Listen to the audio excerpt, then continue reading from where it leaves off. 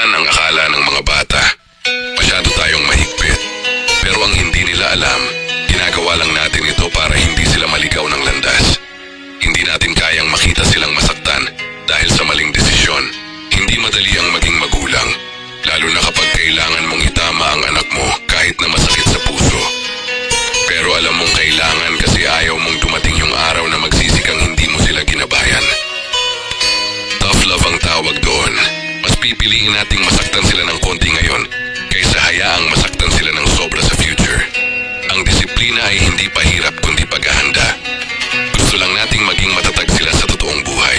Lahat ng sakripisyo natin ay para rin sa kanila. Yung mga gabing puyat tayo sa pag-aalala, yung pagod sa trabaho, pati na rin yung mga desisyong mahirap pero kailangang gawin.